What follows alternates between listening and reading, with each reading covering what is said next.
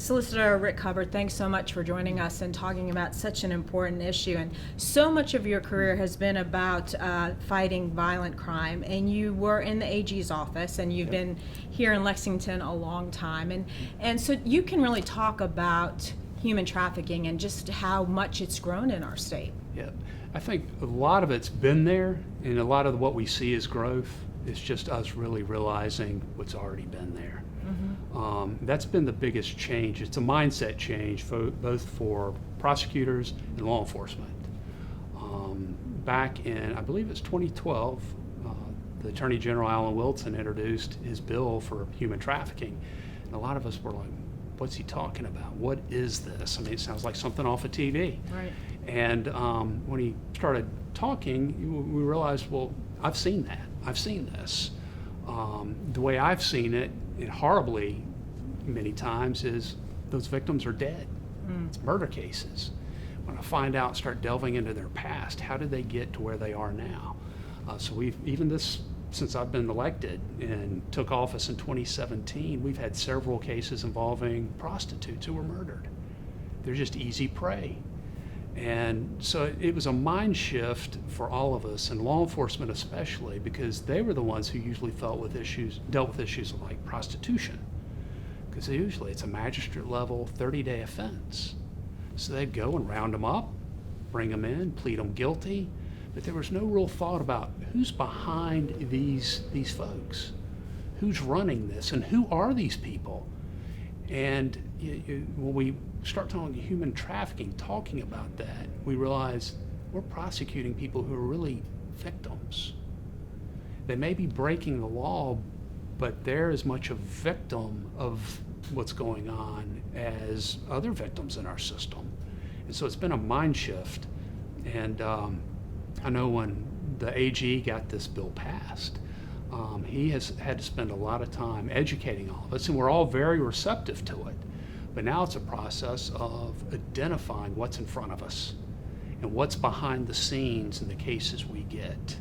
So that's been the biggest change. And that's huge. So now when you have a runaway, or like you said, someone comes in and you might have seen her, for lack of a better word, as a prostitute before, or just, just someone who's belligerent or whatever. Right. Now your first go-to is she's a victim, there's a story here. Right, it's a red flag immediately.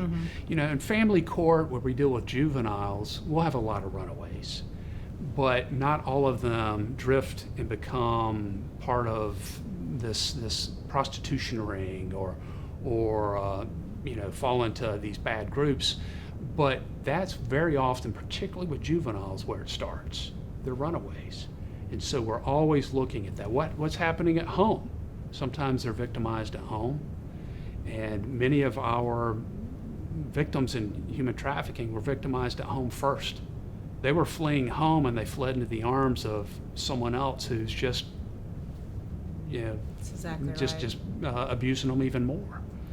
When you look at the crime stats, and you look at actual stats for human trafficking, sometimes people would say they're not very impressive. Right. But there's a story behind that, and the story is it's really hard to get a conviction. So can you talk about that? Why is it so hard? And if you're engaging in that, should you be fearful in South Carolina? Is the law coming for you?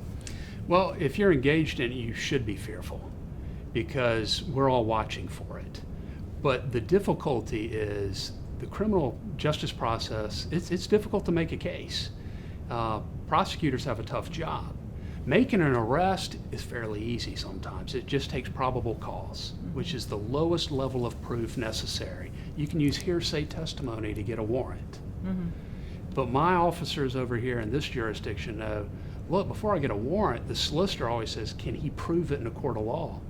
And the standard I have is beyond a reasonable doubt. So I have to prove the act, and I have to prove the intent. But I also know this as a practical matter. If I have an unwilling victim, I usually don't fare well in court. So we know that in domestic violence. If I have an unwilling victim who now is taking up for the spouse that was beating them, my chances of winning are slim unless I have additional evidence like photos from the scene, good testimony from the incident. And we have to look at the same things for human trafficking. And that's even harder in that scenario because where domestic violence might be right next door in your neighborhood, middle-class family, human trafficking operates in the dark. And particularly these young girls that are involved in this, their friends are usually in the same business. They're not coming to us. So it's very, very difficult to make a case. We talked to a survivor who said such a big issue, and we even talked about it in light of the Epstein case about some of the victims who are seeming like they're protecting some of the multi-gazillionaires Right. involved in that case. But she said it's just fear of the traffickers coming after them. Right. What little bit I've seen and as I've learned is there's usually fear is an undercurrent of everything, and in some cases it's just abject fear. We've had ladies who basically they have no family. There's no one reporting they're missing. They've been kidnapped. They're put in this role. They're scared to death. We have others that are runaways that the traffickers use this. We call them Romeos. I love you. You're special. Well, he says that to 30 other girls, but no, this young lady believes it because no one's ever said that to her before. Right. It's absolute mental abuse as opposed to just physical abuse. So there's two ends of the scale, but the fear is really an undercurrent because even in that young girl that says this guy loves me, it's the fear of abandonment. And what do I do now? Where do I go? So these people that operate these rings, they're just consummate manipulators. And you just got to ask, do these folks have a soul to do this? But there's money involved. And it's apparently it's easy money. With that said, and knowing what you know about that and that manipulation, law enforcement has come so far, and you recognize that now, and then you recognize victimhood now. Is there any, for lack of a better word, backdoor procedure? Is there any way that law enforcement is working together to come up with a way to go after these guys? If you can't, because it's so hard to get a conviction, can you get them on different charges? I don't know. Well, very often, if there's another charge they can bring, law enforcement is very versatile. They're educated, they take their legal classes, but they're also in contact with prosecutors like me. And so they look at any other violations that we can get. So, all right, maybe I can't get this guy for human trafficking, but I can get him for armed robbery. I can get him for, burglary. I can get him for other things where he was using his victims to be out front. So we'll look for other things. And law enforcement looks for that as well. Is there something else that will at least shore it up so we can get somebody off the streets? And sometimes in law enforcement, you see that there's not a lot of cooperation. There's sometimes competition. But in this area, do you see a lot of cooperation? Are the feds and state and locals, is everyone working together? They are. In fact, the Attorney General's got a task force, and actually he's got some multiple task forces, but he's got one major task force. It involves the federal government, because if it goes beyond South Carolina, we really need federal jurisdiction. And then he's got law enforcement agencies from all over South Carolina involved. And I don't know of any agency that hasn't been exposed to the training, what to look for.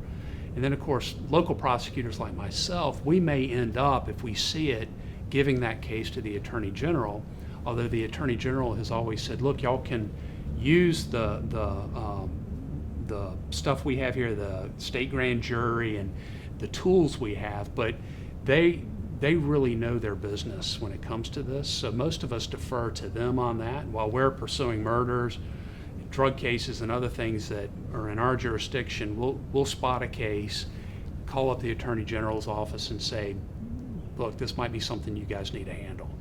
Are you optimistic about it? Do you feel like you're kind of getting a handle on it, or is it just too prolific? It's like all crime.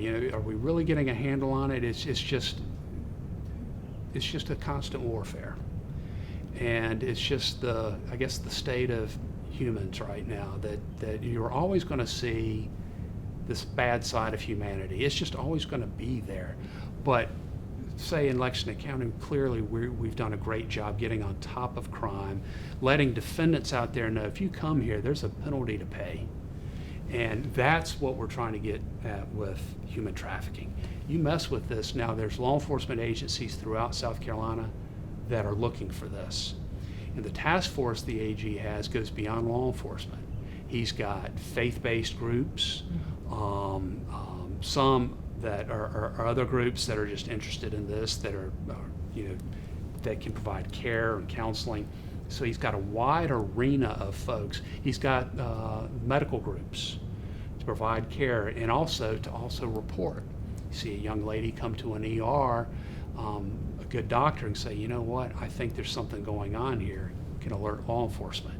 So they've expanded out, and that I think will continue to grow.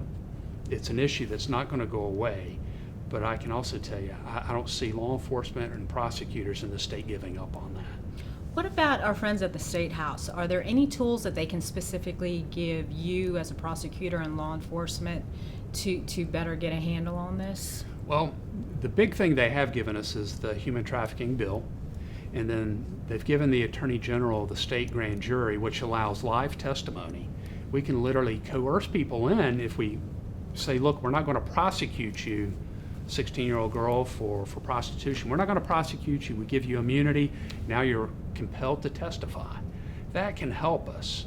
One of the things we've been pushing for, and it's kind of a corollary to so many other crimes, is the drug issues, which right now the view at the State House is we need to lower all the drug penalties and reduce the amount of time everybody's in prison because drug drives most of our crime. Drugs do.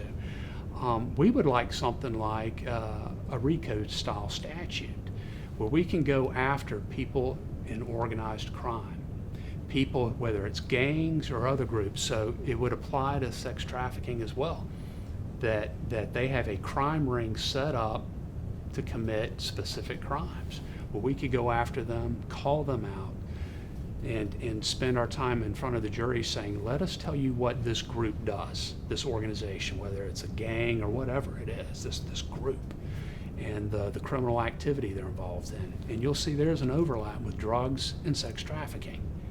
And it would be a great way, another tool for us to get after the people who are behind the curtains on the drugs and so much of our crime, including sex trafficking. Yeah, a RICO standard for human trafficking would be incredible, I think. It would be great. You might have a harder time just identifying a sex trafficking ring, but what we have found is that many of the gangs are involved in this. It's money. Yeah. Where there's money, there's an organization to go after that money, and they'll go after it in the most unlawful ways they can because it's easy. Lastly, if this room was filled with parents of 11, 12, 13-year-old girls, and you had a minute to give them the best advice you could give them about avoiding these predators, what would you tell them? They just need to have that honest conversation, and by the time they get that age, it's hard because that's when your kids don't really want to listen. There comes that point in time when they're listening more to their peers. But you just need to have that loving conversation about who they're with. And I would talk a lot about their self-worth. Most of the women that run away, most of these young girls, and the guys too, it's a self-worth issue. I'm not wanted at home. I'm not loved at home. The child has to feel wanted and loved. And then just let them know that there are wolves out there that are looking and prowling about. So if somebody's coming up and saying, hey, I've got flashy cars, they've got money, just those are red flags. Red flags. I've got another lifestyle for you. And they demean the parents of the child. Look, why are you there? Why do you have to put up with curfews and things like that? It's parenting is, it's a tough thing, obviously, and many parents struggle, but those honest conversations are critical. And I don't know, sometimes it might help too with other folks, if parents can identify someone else who my daughter will listen to. Might even be another friend, an older girl. Look, can you talk to my daughter? Someone that will look in the eye of my daughter and say, here's what's out there. avoid it. And also, if you have any issues, call me. And that's just off the top of my mind what I would think. Yeah. Would the people of Lexington County be surprised about where human trafficking is taking place in their neighborhoods or local bars? Or I think most people would. I mean, most people in general don't think about crime. You know, they walk around, they leave their doors unlocked, or if they lock them, it's by habit, but they don't really think about crime. When they're driving to work, they're not aware of, is anybody following me? When they're walking out to their car with their groceries, they're not thinking, is anybody following me? So most people aren't aware of just what's going on immediately around them. So in their community, no. And so do I think they'd be surprised? Absolutely. When they find, oh my gosh, that little girl, my daughter or my son goes to school with that little girl. I had no idea. I've seen her many times. No idea at all. Or that it happened right down the road at somebody's house.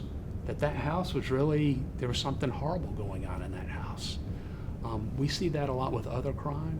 So no, I have no doubt at all that people in this county would really be surprised. It's right there. Thank you so much. All right.